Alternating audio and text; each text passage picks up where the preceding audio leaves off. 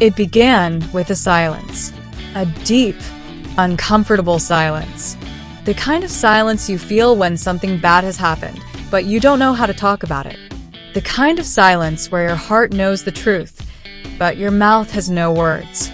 You hear the news. You see the faces. You feel the fear. And inside you think, I want to say something, but I don't know how to say this in English. This is not just an English lesson. This is a story about fear, courage, and finding your voice. Today, we talk about crime in English. But more than that, we talk about confidence. We talk about the moment when silence breaks. Because one day, this will matter to you. But what happened next? At the beginning, everything felt normal. People woke up. They went to work.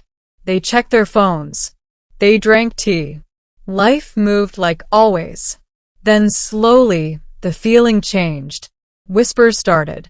Messages spread. People looked worried. Something had happened. A crime. No one said much at first. Just short sentences. Just looks. Just fear.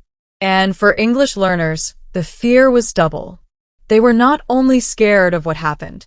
They were scared of the words. They knew something bad happened. But how do you explain it? Is it a crime? Is it an accident? Is it violence? Is it danger? The mind starts racing. This is where the pain begins. You understand the situation, but English feels like a locked door. You want to say, there was a crime near my house, but your mouth stops.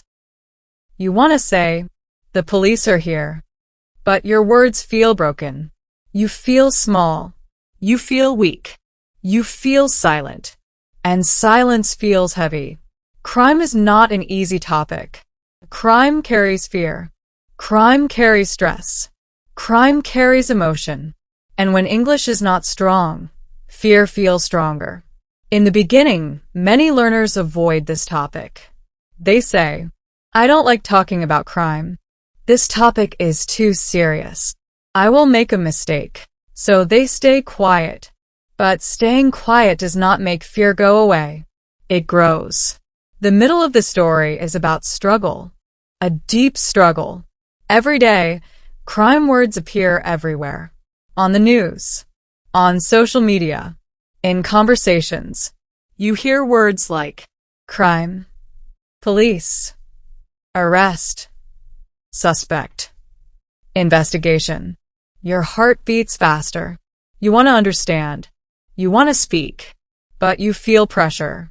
What if I say the wrong word? What if people laugh? What if I sound foolish? This pressure is real. And it stops many people from speaking. They know basic English. They can talk about food.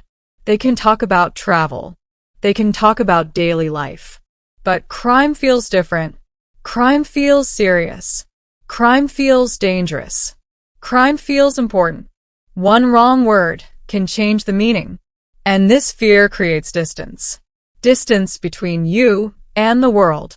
Distance between you and confidence. This is the conflict. Inside there is a battle. One voice says, stay quiet. It's safer. Another voice says, you need to speak. And most of the time, silence wins. But then something changes. This is where everything slowly turns. One small moment. One small decision. Instead of avoiding the topic, someone decides to face it. Not loudly. Not perfectly. Just honestly. They start listening more carefully. They notice something important. Native speakers use simple words. They don't use big grammar. They don't use long sentences. They say things like, there was a crime last night. It was a robbery. The police arrived. No one was hurt. Simple. Clear. Direct. This realization hits hard. English is not about being perfect. English is about being clear. This thought changes the inside. Fear starts to weaken. The learner begins to practice quietly. Not in public. Not in front of everyone. Just alone. They repeat sentences. There was a crime. It happened nearby. The police are investigating. A person was arrested. Again and again. Slowly, the words feel familiar. The fear does not disappear, but it becomes smaller. This is the turning point, the moment when learning becomes personal. Then comes the challenge. Real life does not wait. One day, something happens. Not a big movie moment. Not a dramatic scene. Just real life. A small incident. A stolen item. A worried face. People are talking. Questions are asked.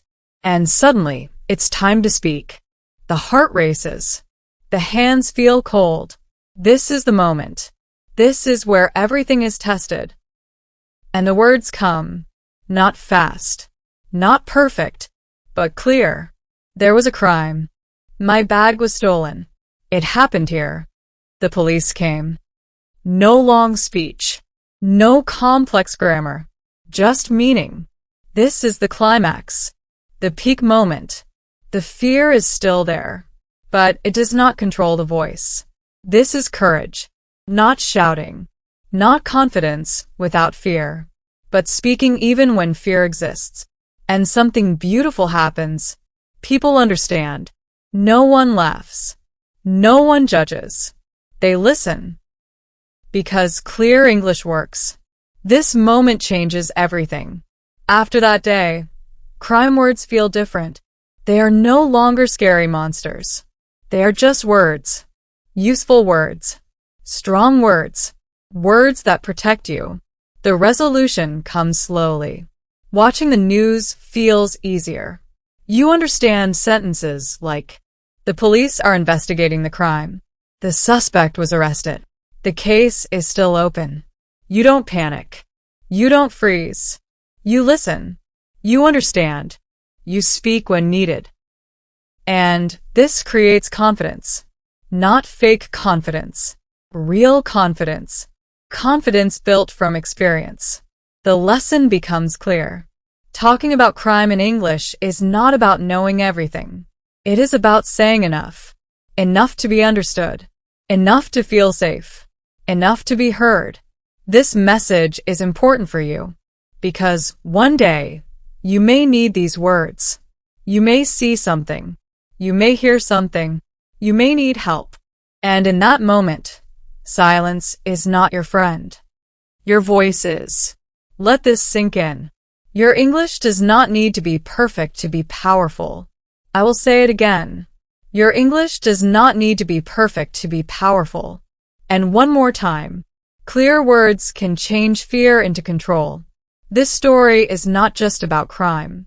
It is about speaking when it matters. It is about standing up for yourself. It is about breaking silence. Every English learner faces this moment, the moment when fear says, don't speak, and courage replies, speak anyway. That is growth. That is progress. That is success. If you are learning English, remember this story. Remember that every strong speaker was once silent. Remember that confidence is built, not born. And remember, your voice matters. If this story helped you, stay with this journey. Like the video. Subscribe to the channel. Watch the next lesson. Your English story is still being written.